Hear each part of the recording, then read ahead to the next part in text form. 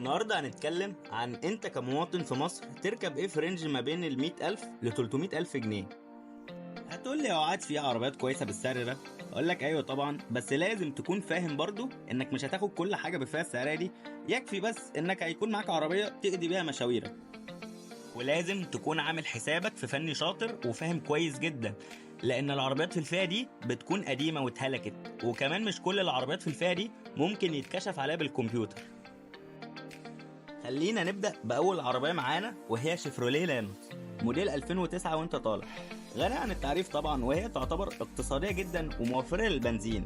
العربية دي بتنزل بموتور 1.5 لتر 4 سلندر 1500 سي سي بقوة 85 حصان و127 نيوتن متر من عزم الدوران، وبتتسرع من 0 ل 100 في 11.5 ثانية تقريبا. والسرعة القصوى بتاعت العربية دي 180 كيلو متر في الساعة.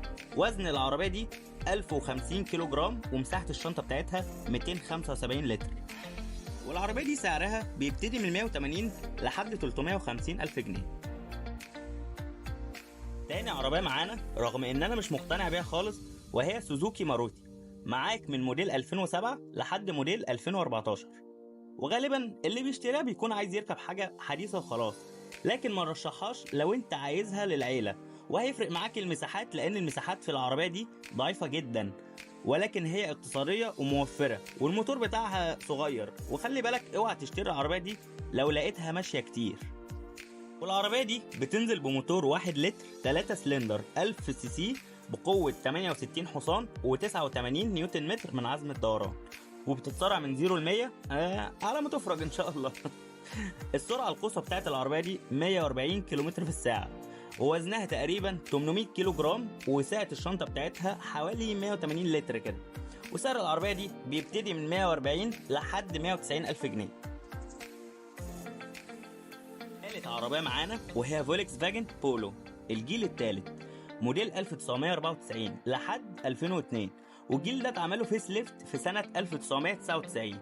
وهنا بقى لو عايز تركب عربية ألماني محترمة جدا، والعربية دي قطع غيارها اقتصادية ومتوفرة في كل حتة، وكمان هتروح معاك في حاجات كتيرة جدا، تمشي العيلة صغيرة، تمشي بناتي، وبرضه هتلاقيها جدا في حتة الشبابية.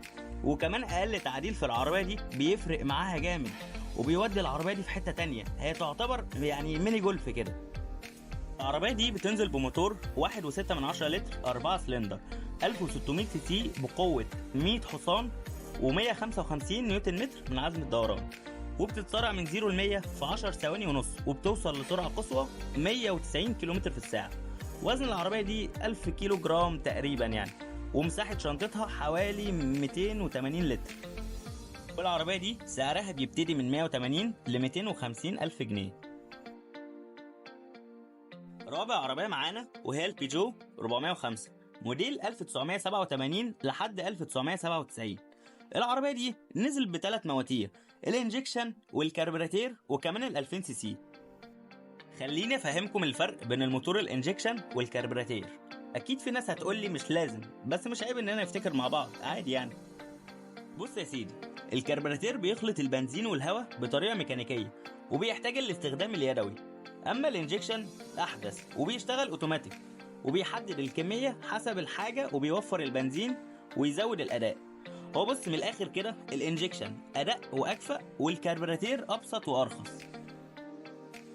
بس كده نرجع لموضوعنا. في ملحوظة في العربية دي اللي هي البيجو 405 لازم تاخد بالك منها وانت بتشتري، وهي ان قطع غيارها غالية سيكا، مش اوفر يعني، بس غالية نسبيا بالنسبة لفئتها، ولكن قصاد ده قطع الغيار اعتمادية جدا وهتعيش معاك ومعمرة بشكل كبير.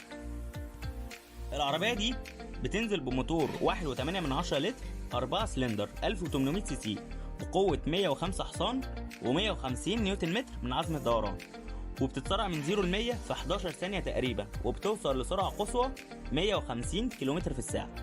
ووزنها 1100 كيلو جرام، ومساحة الشنطة بتاعتها 510 لتر. وسعر العربية دي بيبتدي من 130 ل 250 ألف جنيه. خامس عربية معانا وهي هيونداي اكسل موديل 1985 لحد 1999. والعربية دي موفرة جدا، وكانت بتنزل بموتورين 1300 سي سي كربراتير و1500 انجكشن، وارشح الموتور ال 1500 سي سي الانجكشن، عشان العربيه دي هتلاقي فيها تكييف كويس وهتلاقي فيها باور ستيرنج. وبالنسبه لقطع الغيار العربيه دي، فقطع غيارها متوفره في كل حته ورخيصه جدا، ولكن عيب العربيه دي حاجه واحده، ان خامتها فقيره جدا، وخصوصا الانتيريور من جوه.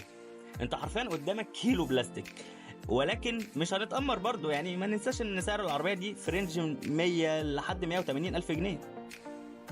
العربيه دي بتنزل بموتور 1.5 لتر 4 سلندر 1500 سي سي بقوه 88 حصان و120 نيوتن متر من عزم الدوران، وبتتسرع من 0 ل 100 في 12 ثانيه تقريبا، وبتوصل لسرعه قصوى حوالي 170 كيلومتر في الساعه.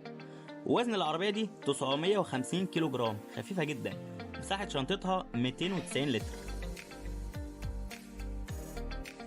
سادس عربيه معانا وهي دايو نوبيرا 2 موديل 1999 لحد 2002، ودي يعني شبه اللانوس بس على اكبر شويه، يعني مش هنختلف كتير عن اللانوس، نفس مواصفات اللانوس بس فرق المساحات. العربيه دي بتنزل بموتور 1.6 لتر 4 سلندر 1600 سي سي بقوه 106 حصان و148 نيوتن متر من عزم الدوران، وبتتسرع من 0 ل 100 في 11.5 ثانيه تقريبا، وبتوصل لسرعه قصوى 190 كيلومتر في الساعه. وزن العربيه دي 1100 كيلو جرام تقريبا، ومساحه شنطتها حوالي 470 لتر، مساحه كويسه الصراحه. وسعرها بيبتدي من 160 ل 280 الف جنيه.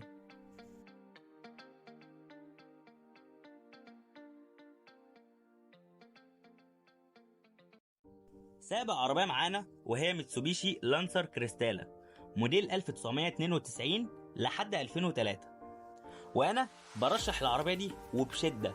هنا بقى هتركب عربيه ياباني محترمه بجد، وتنفع شبابي جدا. انا بشوف شباب معدلين فيها حرفيا، العربيه بتبقى جميله جدا. ولكن العربيه دي فيها عيب واحد، وهي ان اصحاب العربيه لانهم بيستغلوا انها عربيه ياباني بيطلبوا فيها اسعار عاليه جدا. العربيه دي بتنزل بموتور 1.6 لتر 4 سلندر 1600 سي سي بقوه 100 حصان و145 نيوتن متر من عزم الدوران، وبتتسرع من 0 ل 100 في 11 ثانيه، وبتوصل لسرعه قصوى 180 كيلومتر في الساعه. وزن العربيه دي 1050 كيلو جرام، ومساحه شنطتها 400 لتر. هي الصراحه مساحه شنطتها كبيره قوي حجمها يعني. ودي سعرها بيبتدي من 200 لحد 270 الف جنيه. تامن عربيه معانا وهي اوبل فيكتورا بي موديل 1995 لحد 2002. العربيه دي جميله جدا وركوبتها حلوه وفيها اوبشنز كويسه، بس ليها عيب وهي انها بتسخن بسرعه جدا، ولازم تروح لفني بيفهم فيها كويس. العربيه دي بتنزل بموتور 1.6 لتر او 2 لتر، بس هنتكلم عن المنتشر في مصر وهو ال 1.6 لتر الأربعة سلندر ال 1600 سي سي بقوة 100 حصان و150 نيوتن متر من عزم الدوران. والعربية دي بتتسرع من 0 ل 100 في 10 ثواني ونص، وبتوصل لسرعة قصوى 185 كيلومتر في الساعة. وزن العربية دي حوالي 1200 كيلو جرام، ومساحة شنطتها 450 لتر. ودي سعرها بيبتدي من 180 لحد 290 ألف جنيه. تاسع عربية معانا وهي هيونداي اكسنت موديل 2000 لحد 2005. بص، هي العربية دي اعتمادية جدا، موفرة للبنزين، وبالنسبة لقطع الغيار موجودة في كل مكان، وسعرها رخيص جدا.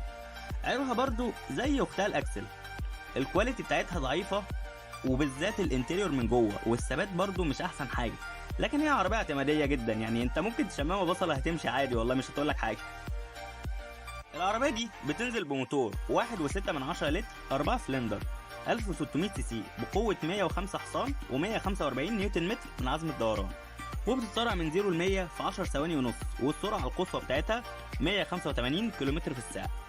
وزن العربية دي يعني 1060 كيلو جرام تقريبا يعني، ومساحة شنطتها 300 لتر، وسعرها بيكون في رينج من 170 لحد 260 ألف جنيه. عاشر عربية معانا وهي هيونداي فيرنا الشهيرة باسم النعش الطائر. العربية دي بتجري والله وفيها سرعة كويسة، بس بقابلني لو وقفت، ومفيش ثبات نهائي. بس والله مع كل ده هي من أفضل الاختيارات في الفئة السعرية دي، لأن قطع غيارها رخيصة جدا، وحرفيا مش هقولك موجودة في كل حتة، لا، انت لو رحت السوبر ماركت اللي جنبك وقلت له انا عايز فوانيس واكسدام هيطلعهم لك من المكتب. وزيرو اعطال بقى. بص يعني خاصم الميكانيكيه براحتك بقى. والعربيه دي يعني نفس مواصفات الاكسنت اختها، يعني مش بتختلف عنها كتير، شكليات بس. وسعرها بيبتدي من 250 لحد 350 الف جنيه. وبس كده، دي كانت من احسن العربيات اللي تركبها في الفئة السعرية دي. عارف ان في عربيات تانية، بس حاولت على قد ما اقدر اعرض العربيات المنتشرة في السوق. ولو عجبك الفيديو دوس لايك، وما تنساش تعمل سبسكرايب، وعايزين كلنا نصلي على النبي عليه افضل الصلاة والسلام في الكومنتات تحت. وبس كده، سلام عليكم.